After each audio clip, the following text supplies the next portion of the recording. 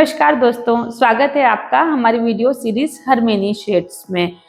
कभी कभी जीवन में ऐसा होता है कि हम बड़ी बड़ी लड़ाइयाँ बाहर नहीं अपने मन के भीतर ही लड़ रहे होते हैं।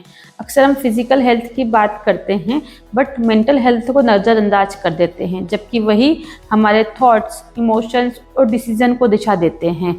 आज हम मिलने जा रहे हैं एक ऐसी महिला विशेषज्ञ से जो लोगों के स्ट्रेस, एंजाइटी, ओवर थिंकिंग और इमोशनल इम्बैलेंस से बाहर निकलने में को मदद करती है, जो सिखाती है कि स्ट्रॉन्ग दिखना नहीं बल्कि भीतर मजबूत महसूस करना ही होता है।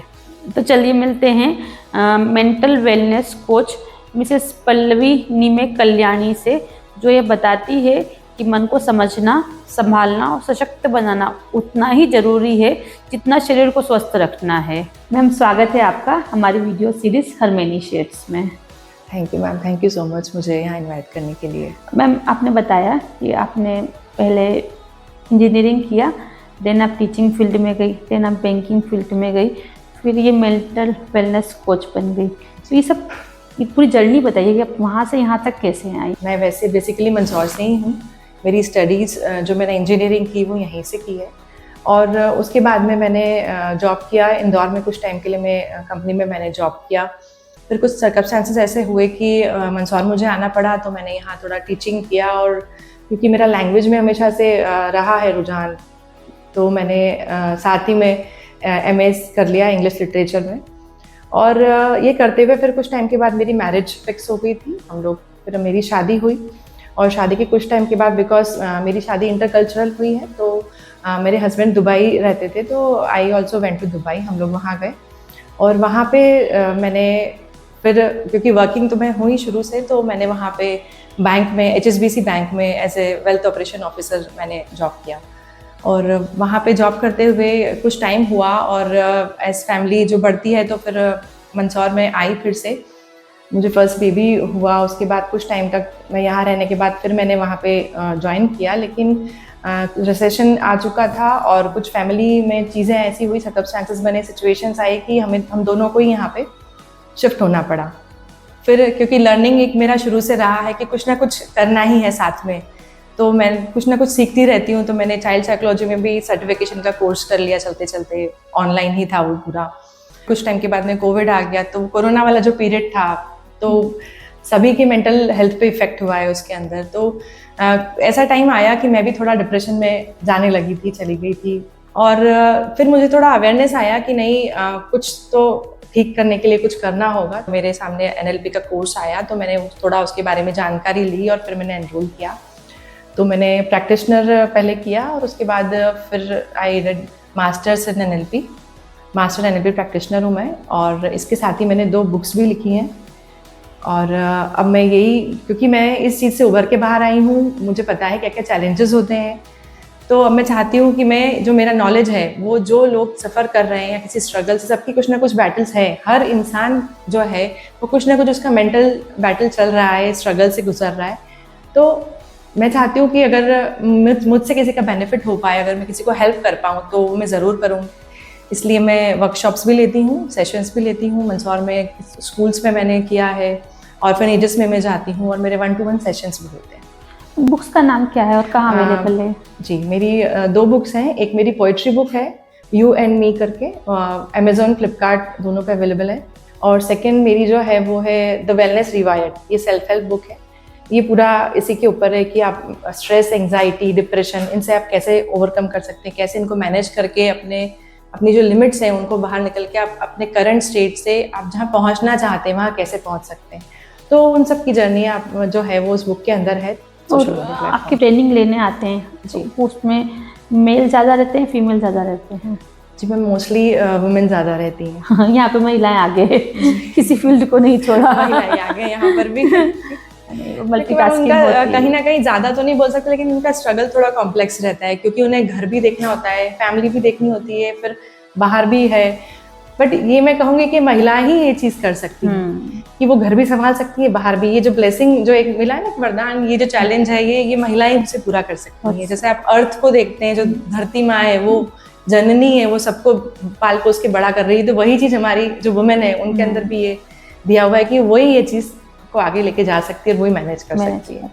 अभी के जैसे टाइम जो चल रहा है, महिलाएं मल्टीटास्किंग है, घर है, परिवार है, रिस्पॉन्सिबिलिटीज है, इसमें मेंटल स्ट्रेस आ जाता है, बट कभी प्राथमिकता नहीं देती उसको। तो आपके हिसाब से जरूरी है प्राथमिकता देना? जी बिल्कुल, महिला होना ही मैं तो कहती हूँ अपने आप में बहुत बड़ा चैलेंज है, कि क्योंकि शुरू से जो महिला है उसको हर जगह पे, हर फील्ड में, चाहे वो सोसाइटी हो, चाहे घर हो, चाहे वर्क प्लेस हो, उसे एक जजमेंट की नज़र से देखा जाता है कि उसे एक अच्छा नागरिक तो बनना ही है, साथ में उसे अच्छी बहू बनना है, अच्छी बेटी, अच्छी बहन, अच्छी माँ, अच्छी बीवी। तो ये एक जो जजमेंट है उसके ऊपर पूरे टाइम जो घूमता रहता है, वो एक प्रेशर क्रिएट कर देता है कि हाँ मुझे ये काम भी करना है, वो भी काम करना है। तो इन सब कामों को करते हुए महिला कहीं ना कहीं अपने आप को भूल जाती है, उनकी प्रायोरिटीज़ को वो भूल जाती है, उसके इमोशंस जो है वो उनको वो रोक लेती है। तो वो चीज़ फिर वो स्ट्रेस में, एंग्जाइटी में, इनमें आ जाती है। तो इसीलिए प्राथमिकता देना तो बहुत ज़रूरी है। प्रायोरिटी तो है, मैं तो कहती हूँ ये एक बेसिक नीड है। जैसे आपकी फिजिकल फिटनेस जो एक बेसिक नीड होती है, वैसे ही मेंटल फिटनेस जो है वो भी एक बेसिक नीड है। तो वो आप एज ए रूटीन डेली आप कम से कम 10 मिनट खुद को दें, लेकिन इस पर ज़रूर काम करें। आपको भी मल्टीटास्किंग है, आप भी, आपको स्ट्रेस होता है? जी मैम बिल्कुल, ह्यूमन बीइंग हूँ तो होता ही, इमोशंस तो सबके अंदर आते हैं। जी जी, कैसे फिर इसको करती हैं? मैम कुछ तो मेरी जो NLP की टेक्निक्स रहती है तो वो हो जाता है, कुछ अपने लिए टाइम निकालना बहुत ज़रूरी होता है, क्योंकि आप बहुत सारी आइडेंटिटी में काम कर रहे हैं, लेकिन खुद क्या है, एक खुद के लिए जो एक सेल्फ वर्थ होती है उसके लिए आप थोड़ा टाइम जैसे मैं निकालती हूँ। और उसमें मेरा कुछ भी जो मेरा हॉबी रही है, कुछ भी, चाहे वो म्यूज़िक सुनना है, पेंटिंग करना है, जो भी किसी के पास भी अगर कोई है तो उसके लिए ज़रूर टाइम निकालें। 10 मिनट भी अगर आप देंगे तो ये सब चीज़ें फ्लश आउट हो जाएंगी। आपकी प्रायोरिटीज़ आप सेट करें कि आपको पहले क्या आपके लिए प्रायोरिटी है, प्राथमिकता आपके लिए सबसे ज़्यादा है, पहले उस पर काम करें और फिर धीरे धीरे आप दूसरे कामों को बांट लें। और ये चीज़ जो 10 से 15 मिनट आप 24 घंटे आपके पास है, अगर आप 6 घंटे 7 घंटे भी सोते हैं तो बचे वो में आप इतना तो निकाल ही सकते हैं। और आपको निकालना चाहिए कि 10 से 15 मिनट एटलीस्ट अपने निकाल के, और वो जो भी आपकी हॉबी है या जो भी आपका मी टाइम है उसका आप पूरा करिए। मी टाइम में मैम ये भी कहना चाहूँगी कि मी टाइम में सिर्फ ये नहीं है कि आपने सलून चले गए, आपने पार्लर जाके, कुछ महिलाओं का ये होता है कि ये मेरा मी टाइम है, शॉपिंग कर ली, ये है मी टाइम, लेकिन इसका जो हैप्पीनेस है, जो प्लेजर है, वो बहुत शॉर्ट टाइम के लिए होता है। जो असली आपको जो सेटिस्फेक्शन है, जॉय मिलता है, वो आपका इनर वर्क करके होता है। तो वही मैं एक चीज़ कहना चाहूँगी कि आप चाहे मेडिटेशन करिए, ब्रीथ वर्क करिए, लेकिन वो करिए ज़रूर। खुद को टाइम दीजिए, खुद के साथ बैठिए, अपनी रिलेशन अपने साथ ठीक करिए। मैम जैसे आज के टाइम की महिलाएं हैं, वो कैरियर, फैमिली और सोशल रोल्स को एक साथ निभाती है, ऐसे में वो स्ट्रेस और इमोशनल बर्नआउट का सामना करती है। तो इस टाइम पे उनके लिए मेंटल वेलनेस कितनी इम्पोर्टेंट है? एक छोटा सा एग्जांपल लेके बताना चाहती हूँ। जैसे हम लोग स्विच ऑन करते हैं, हमने फ़ैन का स्विच ऑन किया तो क्या हुआ, फ़ैन चालू हो गया, तो वो हमने बटन दबाया और वो चीज़ चालू हो गई, यानी कि ट्रिगर हुआ। तो ऐसे ही एंग्जाइटी जो है वो या तो हमारे किसी एनवायरमेंटल चीज़ों से हमें ट्रिगर होती है, या फिर हमारी कोई पास्ट मेमोरी हो गई, या पुरानी कोई बात याद आ गई, कोई डेट्स याद आ गई, तो इन सब चीज़ों से, तो ये सब हमारे ट्रिगर्स हैं। तो जिसे भी एंग्जाइटी है उन्हें पहले ये समझना होगा कि मेरे ट्रिगर्स क्या हैं, कौन सी ऐसी चीज़ है जिससे मुझे ये चीज़ आ रही है, ट्रिगर आ रही है। तो जब ये अवेयरनेस आपके अंदर आएगी ना, ऑटोमेटिकली आपको धीरे धीरे उससे डील करना आ जाएगा। इसके लिए NLP में एक टेक्निक है एंकरिंग करना। एंकर करना मतलब वहां से ध्यान हटाकर, किसी जैसे खूंटा बोलते हैं ना हम लोग, गाय का खूंटा गांव में जैसे होता है कि खूंटे से बांध दिया, तो वैसे ही आपका ध्यान जो है, जो फोकस है, आप उस एंकर पे लेकर आ जाइए। जैसे एंग्जाइटी अगर हो रही है, जैसे आप सपोज यहाँ पे आपको हार्ट में कहीं पेन हुआ, आपके माइंड में थॉट आ गया, कहीं हार्ट अटैक तो नहीं आ गया। वो थॉट आया तो आपको एंग्जाइटी क्रिएट होगी अंदर कि नहीं, ऐसा तो नहीं, कहीं मुझे हार्ट अटैक तो नहीं आ जाएगा, मेरे बच्चों का क्या होगा, ये चीज़ें, फ्यूचर वरीज आ जाएगी। एंग्जाइटी में मोस्टली यही होता है। तो ये सब चीज़ें जब आएगी तो फिर आपको 2 मिनट के लिए पॉज देके फिर से आपको अपने जो एंकर है उस पर एंकर सेट करने के लिए बहुत सारी टेक्निक्स होती है, बहुत सारी चीज़ें होती है, वो टेक्निक्स में आ जाती है। सबसे सिंपल चीज़ जो है वो अपनी ब्रेथ है, अपनी सांसों पर आपका ध्यान लेकर जाएं, और वहीं पे आप थोड़ा सा 2 मिनट के लिए सांसों पे ध्यान लेकर जाएंगे तो धीरे धीरे वो चीज़ आप मैनेज करने लग जाएंगे। दूसरा आप ये कर सकते हैं कि जो आपका एनवायरनमेंट है, जैसे हम एंग्जाइटी में आपको बहुत सारी चीज़ें, इमोशंस, थॉट्स आ जाते हैं, तो थॉट से हट के अपना फोकस आप लेकर आइए। आप जहाँ बैठे हैं या जहाँ खड़े हैं, जो भी आपकी पोजीशन है, वहाँ पर जाइए, वहाँ देखिए आपके पास क्या रखा हुआ है। अगर ये पॉट है तो उसका कलर कैसा है, ग्रीन है, कुछ साउंड्स अगर आ रहे हैं, तो आपको जो माइंड है आप वहाँ फोकस करिए। तो इससे भी आपको एक टेम्पररी रिलीफ वहाँ पे मिल जाती है। तो परमानेंट के लिए भी प्रोसेस परमानेंट के लिए मैम प्रोसेस होती है मैम। इसमें टेक्निक्स जो बोल सकते हैं NLP में होते हैं, क्योंकि न्यूरो लिंग्विस्टिक प्रोग्रामिंग बेसिकली आपके ब्रेन पे काम करती है। न्यूरो मतलब ब्रेन और लिंग्विस्टिक मतलब आपकी लैंग्वेज। जो भी हमारे विचार होते हैं, जो थॉट्स आते हैं, वो किसी न किसी लैंग्वेज में ही आते हैं ऑब्वियसली। जैसे मैं हूँ, अगर मैं हिंदी जानती हूँ, इंग्लिश जानती हूँ, तो मेरे थॉट्स उसी में आएंगे, मेरे थॉट्स चाइनीज में नहीं आएंगे। तो मेरे जो थॉट्स हैं वो मेरी लैंग्वेज से जुड़े हुए हैं। जैसी मेरी लैंग्वेज होगी वैसा ही मेरा थॉट बनेगा, वैसे ही मेरे विचार बनेंगे और वैसे इमोशंस क्रिएट होंगे। तो NLP जो एक बहुत पावरफुल टूल है अपनी इस प्रोग्रामिंग को चेंज करने का। जैसे कंप्यूटर में सॉफ्टवेयर्स होते हैं ना, तो जैसे हमारे माइंड में भी सॉफ्टवेयर डले हुए किसी चीज़ों के लिए, तो उसको पूरा रीवायर करके, रीप्रोग्राम करके पूरा उसको चेंज करना, ताकि आपका पूरा जो पर्सपेक्टिव है वो चेंज हो जाए। तो फिर उससे क्या होता है, आपको इफेक्ट होना कम हो जाता है। धीरे धीरे आप समझने लग जाते हैं चीज़ों को कि नहीं, ये चीज़ मुझे दिख रही है। आपको पता रहता है कि मुझे एंग्जाइटी है, लेकिन आपको इफेक्ट करना बंद कर देगी। ये NLP का फुल फॉर्म क्या होगा? It's neuro linguistic programming. Okay, तो ये कोर्स होता है या डिग्री होती है? ये कोर्स है मैम, सर्टिफिकेशन कोर्स है। ओके, जो हमारे माइंड पर काम करता है। माइंड पर, न्यूरो मतलब ब्रेन, हाँ, लिंग्विस्टिक मतलब लैंग्वेज, और प्रोग्रामिंग, इनकी प्रोग्रामिंग करना, एक तरह से मैं बोल सकती हूँ रीवायर करना। कि जैसे हमारे बहुत सारे बिलीव्स रहते हैं बचपन से हमारे, जैसे अभी हम छोटा सा मैं बोलती हूँ तो हम बोलते हैं बिल्ली रास्ता काट गई तो नहीं निकलना। ये एक छोटी सी एक बिलीफ अगर मैं बोलूँ, तो ये सब चीजें पहले किसी वजह से बनी थी, लेकिन ये अभी तक हमारे माइंड में चल रही है। तो इन सब चीजों को आप कैसे चेंज करके अपनी लाइफ में बदलाव लेकर आ सकते हैं, वो काम करती है NLP। उस पर काम करती है, पूरा थॉट प्रोसेस पे आपके। तो ये सारी टेक्निक्स, पर्सनालिटी एनालिसिस, असेसमेंट्स तभी ज़्यादा समझ में आ सकते हैं जब आप उसे एक्सपीरियंस करके देखेंगे, क्योंकि ये सिर्फ सुनने वाली बात नहीं। जब तक आप उसे एक्सपीरियंस नहीं करेंगे आपको पता नहीं चलेगा कि ये क्या है। सो अक्सर मैं मेरे वर्कशॉप्स में और सेशंस में ये चीज़ को एक्सपीरियंस करवाती हूँ।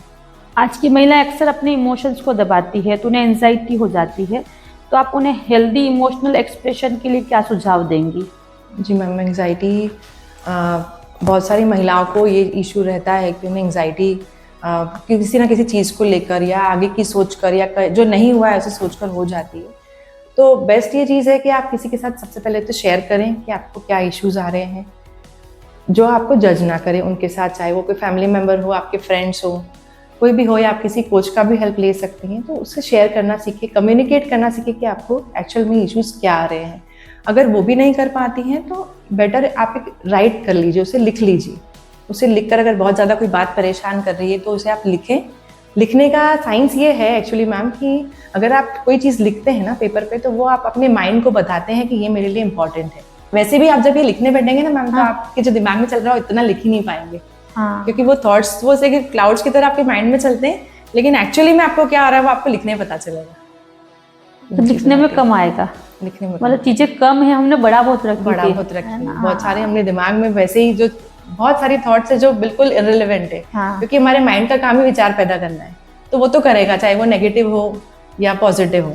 मैम, जैसे सोशल कंपैरिजन और अनरियलिस्टिक ब्यूटी कंपैरिजन का महिलाओं की सेल्फ इमेज पे क्या प्रभाव पड़ता है, और आप महिलाओं को कौन सी सेल्फ केयर प्रैक्टिस को रिकमेंड करेगी इसके लिए? जी, अभी क्योंकि हम अभी एक जो डिजिटल युग में आ गए, पैंडेमिक के बाद, कोविड के बाद में ये चीज़ें जो है वो बहुत बढ़ गई है। सोशल मीडिया प्लेटफॉर्म्स इतने हो गए, इंस्टाग्राम, फेसबुक, ये कि लोगों की जो लाइफ है वो आपको वहाँ दिख रही है। इतना एक्सपोजर हो गया है कि आप सबकी लाइफ में झांक सकते हैं। तो सबकी लाइफ में देखकर जनरली ये होता है कि आप देख रहे हैं कि अरे हाँ, ये कितना खुश है, मेरी लाइफ में तो ये चीज़ है नहीं। लेकिन एक्चुअली सब अपनी अपनी प्रॉब्लम से डील कर रहे हैं। सबके अंदर कोई ना कोई प्रॉब्लम्स है, लेकिन सब वहाँ पे शो नहीं कर रहे। हो सकता है जो वहाँ पे बहुत खुशी से बता रहे हैं अपनी चीज़ों को, या जिसकी भी आप बात करें, अगर कोई पड़ोस में भी अगर कोई बहू है, हमें नहीं पता है एक्चुअली में कि वो कहाँ से गुजर रही है, वो किस सफरिंग से गुजर रही है। हमें सिर्फ वो अच्छा फेस दिख रहा है, राइट? तो इसलिए हमें ये जानना होगा कि सबके अपनी अपनी स्ट्रगल्स है। उनकी वर्चुअल लाइफ को देखकर हमें अपनी रियल लाइफ नहीं खराब करनी है। कि हमें जो वर्चुअली जो दिख रहा है कि हाँ ये अच्छा है, उसी को मानकर, और हमें जो हमारे पास एक्चुअली जो चीज़ें हैं उनको नज़रअंदाज करके, जो नहीं है उन पर फोकस अगर हम करेंगे तो जो हमारे पास है हम उसको भी नहीं रख पाएंगे। तो ये चीज़ मैं सभी से कहना चाहूँगी कि जो आपके पास है उसी का अगर आप शुक्राना करना शुरू कर देंगे, उसी का थैंक यू करना शुरू कर देंगे, तो वो चीज़ें और बढ़ती जाएंगी लाइफ में। इसके लिए आप एक ग्रैटिट्यूड प्रैक्टिस भी कर सकते हैं। रोज़ ऐसी 3 चीज़ें या 5 चीज़ें ऐसी लिखें जिसके लिए आप भगवान से या यूनिवर्स से या आप जिस भी शक्ति को मानते उनसे आप बहुत धन्यवाद करेंगे कि हाँ मेरे पास आज ये है। तो हमेशा अपने आप को उस फ्रीक्वेंसी पर रखिए जिस पर आपको और आगे जाना है। अगर आपको खुश रहना है, खुशी चाहिए, तो आप खुश रहना सीखिए, आप कंटेनमेंट सीखिए, आप ग्रैटिट्यूड जो है वो साइंटिफिकली भी अब तो रिसर्च में भी प्रूव हो चुका है कि ग्रैटिट्यूड जो है वो इन चीज़ों को लाने में, पॉजिटिविटी लाइफ लाने में, हीलिंग में बड़ा काम करता है। वो फिजिकल हेल्थ के लिए भी बहुत अच्छा होता है। तो ग्रैटिट्यूड करना बहुत ज़रूरी है। तो ये कंपैरिजन और इनको छोड़कर खुद से कंपैरिजन करें, खुद को खुद से कंपेयर करें। हमेशा आपकी लड़ाई खुद से होनी चाहिए, मैं ये मानती हूँ, और उसी को करते हुए आगे बढ़ेंगे तो ये सब चीज़ें आपको इफेक्ट करना ही बंद कर देगी। बिल्कुल, आपका सबसे बड़ा कंपटीशन खुद से होना चाहिए जी। मैं कल से आज बेहतर कैसे बनूंगी। बेहतर कैसे बनूं। तो ये तो हो गई सोशल कंपैरिजन की बात। अब आते हैं ब्यूटी स्टैंडर्ड्स की बात करने के लिए कि अभी जो जितना भी वर्चुअल जो लाइफ है, या आप देखते हैं लोगों को कि बहुत ज़्यादा सुंदर है, ये चीज़ें हैं, तो अपने अंदर एक महिला जो है वो एक सेल्फ इमेज क्रिएट कर लेती है कि इसके पास इतना है, अपने आप को इन्फीरियर कहीं फील करेगी, कहीं उसको इन बातों से स्ट्रेस हो जाएगा, कहीं एंग्जाइटी हो जाएगी। तो इन सब के लिए मैं एक बात कहना चाहूँगी कि सबसे पहले आप सोचिए कि ब्यूटी फुल की डेफिनेशन क्या है, ब्यूटी आपकी नज़र में क्या है। एक एग्जाम्पल के तौर पे मैं आपको समझाना चाहूँगी कि जैसे आप किसी गैदरिंग में गई हैं या कोई पार्टी में गई हैं और वहाँ पे आपने दो महिलाओं को देखा। पहली जो महिला है वो बड़ी अच्छी अट्रैक्टिव लग रही हैं, बहुत अच्छे अटायर, कपड़े अच्छे पहने हुए हैं, बहुत अच्छे फीचर्स हैं उनके, और काफ़ी अच्छी नज़र आ रही है, लेकिन उनके चेहरे पे जो है वो थोड़ा सा प्राउड आपको नज़र आ रहा है, ईगो दिख रहा है, थोड़ा सा गुस्से वाली अगर वो नज़र आ रही है। और दूसरा, उन्हीं से थोड़ी दूर एक महिला खड़ी है जिन्होंने नॉर्मल से कपड़े पहने हुए हैं, फीचर्स भी बहुत अच्छे नहीं है, ठीक ठाक दिख रही हैं, और उनके चेहरे पे जो भाव हैं वो बड़े सुंदर हैं, बहुत खुश मिजाज सी लग रही हैं और अच्छी लग रही हैं, हम्बल सी दिख रही हैं काफ़ी। तो आप किससे बात करना चाहेंगी? पहले आप ऑब्वियसली सेकंड वाली के पास जाएंगी। तो ये जो है ये असली ब्यूटी की डेफिनेशन है। ब्यूटीफुल वो नहीं है जो आपको लुक्स में नज़र आ रहा है, ब्यूटीफुल वो है जो जिसकी इनसाइड जो वैल्यूज़ है वो ब्यूटीफुल है, जो उसकी पर्सनैलिटी में झलक रही है। तो ज़्यादा करके गौर इस पे करिए कि असली ब्यूटी आपको कहाँ दिख रही है। मैम, आपके हिसाब से वुमन का सच्चा मेंटल एम्पावरमेंट क्या है? दूसरों को खुश रखना, या अपनी बाउंड्रीज, या अपनी सेल्फ वर्थ, या अपने इमोशनल नीड को समझकर उन्हें सम्मान देना? मेंटल एम्पावरमेंट में जैसे मैंने भी बताया कि खुद के लिए ही खड़ा होना सबसे बड़ा उसका एम्पावरमेंट मैं ये बोलती हूँ कि मेंटली अगर मैं बात करूँ कि क्योंकि वो इतना, जैसे हमने अभी डिस्कस किया इतनी बातें कि बहुत सारे दौर से गुजरती है। वो पहले एक बच्ची होती है, स्कूल गोइंग, घर की बेटी बनी होती है, फिर पढ़ाई करने बाहर जाती है, टीन एजेस आती हैं उसकी, उसके बाद में शादी हो गई, मैरिजेस आ गई, फिर बच्चे हो गए, फिर इन लॉज के पास फैमिली चेंज हो जाती है उसकी, पूरी लाइफ चेंज हो जाती है। तो इतने जब दौरों से वो गुजरती, इतनी चेंजेस से गुजरती है, तो मेंटली उसके ऊपर बहुत सारी चीज़ें जो है वो इफेक्ट करती है। तो इन सब चीज़ों में उसको अपना मेंटल रेजिलियंस कैसे बना के रखना है, वो उसका एम्पावरमेंट है कि अपने माइंड को कैसे लचीलापन देना कि कोई भी बाहर की चीज़ें आपके दिमाग पे इतना असर नहीं कर पाए। हमेशा लोड जो है वो यहाँ नहीं आना चाहिए। मैंने भी एक ही बात सीखी है, इतने मेरे ट्रांजिशंस हुए, इतना मैं बाहर गई, फिर मैं बैक टू इंडिया आई और बच्चे हुए। एक टाइम था जब मैं बहुत डिप्रेशन में भी चली गई थी। तो तब मैंने सब एक ही बात सीखी कि लाइफ में चाहे कुछ भी हो जाए, आपको यहाँ पे नहीं लोड आना चाहिए, और इसी वजह से मैंने फिर ये करना शुरू किया। तो मैं सबको ये कहना चाहूँगी कि फिजिकली तो आप फिट रहें, लेकिन जब तक आप मेंटली फिट नहीं रहेंगी, ये सब चीज़ें आपको हमेशा डिस्टर्ब करती रहेंगी। तो मेंटली फिट होना बहुत ज़रूरी है। मेंटल वेलनेस पे काम करें, अपने आप को थोड़ा समय दें, क्योंकि जब तक आप खुश नहीं रहेंगी, आप किसी को खुश नहीं कर पाएंगे। आपने जैसे बताया कि मोस्ट महिलाएं आती हैं आपके पास में, अच्छा लगता है स्ट्रेस फ्री करके उनको एक नॉर्मल लाइफ देके? बहुत अच्छा लगता है। मतलब यही चीज़ जब हमें भी सिखाया था तो यही था कि अगर आपके अंदर ये है कि आप दूसरों को खुशी देकर आपको खुशी होती है, तो आप बिल्कुल कोच बन सकते हैं। क्योंकि डिप्रेशन से निकालना बड़ी बात है जी। एक आधी चीज़ें तो ये होती है ना मैम कि लोग शेयर नहीं कर पाते। मतलब अगर, और वुमेन के लिए स्पेशली तो ये है कि किसको बताऊं, कोई क्या सोचेगा। एक्चुअली में होता क्या है, हमारे यहाँ पे फिजिकल हेल्थ की तो बात होती है, मेंटल हेल्थ को तो कोई बात ही नहीं होती है। फिर जब बात ही नहीं होती तो उसको तकलीफ कैसे मानेंगे भाई? मतलब अभी तक इस चीज़ को, इसकी इम्पोर्टेंस जो है, अभी तक लोग इसके बारे में इतना अवेयर नहीं है कि हाँ अगर हो रहा है तो ठीक है, आज सिर दुख रहा है, आज जी घबरा रहा है, आज टेंशन हो रही है, ठीक है कोई बात नहीं, काम हम करते रहेंगे। महिलाओं का यही होता है कि पहले सारा काम कर लेंगे, फिर खुद को देखेंगे। सिर दुख रहा है तो सिर दुख रहा है बताने के लिए है, पेट दुख रहा है पेट बताने, कभी भी एक, पर मन कैसे दुख रहा है मतलब वो बताने के लिए नहीं हो रहा है। सही बात है, बिल्कुल सही बात। वो बताना, फिर आपको बता के ठीक होके जाना, वो बड़ी बात है। बहुत सारी ऐसी महिलाएं होती है ना कि किसी से उन्होंने कुछ कहा ही नहीं है आज तक, बताने में उन्हें बहुत घबराहट होती है कि बताएं भी कैसे। मतलब एक सबसे बड़ा स्टिग्मा जो वो है कि सामने वाला क्या सोचेगा। महिलाओं की प्रॉब्लम भी की होती है मेनली कि अगर हम कुछ करने जा रहे हैं, हमें हमारे साथ कुछ प्रॉब्लम है, तो हमें ये लगता है कि हम उससे शेयर करेंगे तो वो जो सामने वाला सोचेगा वो हम पहले ही सोच लेते हैं। हाँ, वो पहले ही हमारे दिमाग में आता है कि ये ऐसा सोचेगा, और इस वजह से क्या हम अपनी बातों को शेयर नहीं कर पाते। लेकिन जब तक शेयर नहीं करेंगे हमें सॉल्यूशन नहीं मिलेगा। Thank you so much Pallavi ma'am, आपसे बात करके बहुत अच्छा लगा। खास मैंने ये सीखा है आपसे कि मन को समझना, संभालना और सशक्त बनाना शरीर से ज़्यादा जरूरी है, बिल्कुल। है ना। क्योंकि मन अच्छा रहेगा तो ही शरीर आपका अच्छा हो पाएगा। जी जी जी। आज की बातचीत हमें बताती है कि स्ट्रेस, एंजाइटी और इमोशनल स्ट्रगल को छिपाना नहीं है, उन्हें स्वीकारना और स्वीकार कर ठीक करने का प्रयास करना ही एम्पावर्ड होने की सही निशानी है। देखिए, सेल्फ केयर सिर्फ मी टाइम नहीं है, खुद की भावनाओं को समझना, महसूस करना, उन्हें सम्मान देना होता है। अगली सीरीज में फिर से मिलेंगे। Thank you so much.